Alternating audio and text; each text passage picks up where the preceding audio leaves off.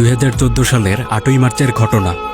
একটি মালয়েশিয়ান বিমান flight MH370 Malaysia থেকে চীনের উদ্দেশ্যে রওনা দেয়। গভীর রাত ছিল তখন, কিন্তু ঠিক 1:19 বিশাল এই বিমানটি দক্ষিণ চীন সাগরে উধাও হয়ে যায়। কী কারণে কিভাবে এই বিমানটি সেখানে হারিয়ে গেল তা আজ পর্যন্ত জানা যায়নি।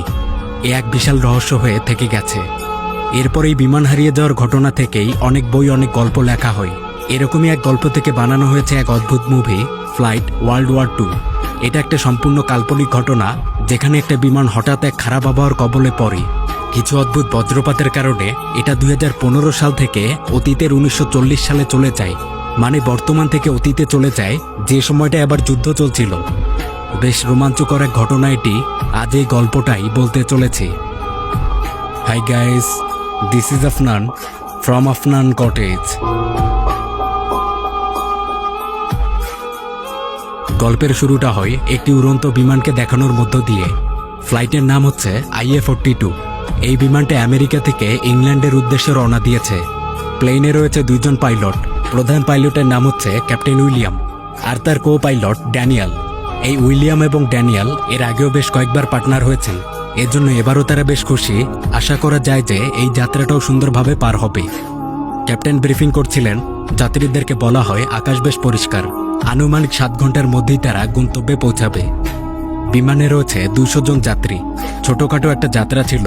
আশা করা যায় যে যাত্রীদের গল্পগুজবেই সময়টা পার হয়ে যাবে। যাত্রীরা বেশ আনন্দিত, সাথে খুশি ফ্লাইটের এয়ার ক্রুরাও।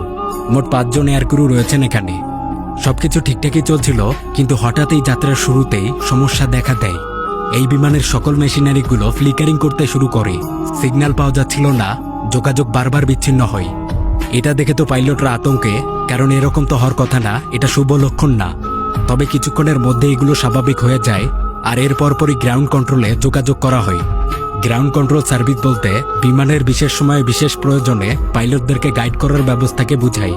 মানে বিমান কোন পথে নিয়ে যাওয়া নিরাপদ হবে, সামনে আবহাওয়ার অবস্থা কী রকম, প্লেনে কোনো সমস্যা হয়েছে কিনা, এরকম নানা তথ্য গ্রাউন্ড কন্ট্রোল থেকে দেয়া হয়। যারা এই তথ্যগুলো দেয় তাদেরকে এয়ার ট্রাফিক কন্ট্রোলার বলে।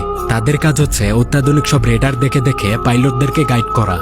তো এই গ্রাউন্ড কন্ট্রোল থেকে বলা হয় সব ঠিকঠাকই আছে, বিমানে কোনো সমস্যা নেই, সামনের আকাশও ক্লিয়ার। এটা জানার পর পাইলট শান্ত হন, সবকিছু তাহলে ঠিকঠাকই আছে। কিন্তু আর কিছু দূর যাওয়ার পর দেখা যায় পুরো আকাশ কালো মেঘে ঢাকা।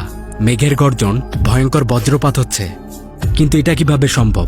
মাত্রই তো কন্ট্রোল রুম থেকে বলা হলো আকাশ পরিষ্কার, কোনো সমস্যাই নেই। তাহলে এই বজ্রপাত আসলো কিভাবে? দ্রুত বেগে বাতাস বইছে, বিমানের ভারসাম্য ঠিক থাকে না। ক্যাপ্টেন আবার কন্ট্রোল রুমে নক দেয়, কিন্তু সেখানে সংযোগ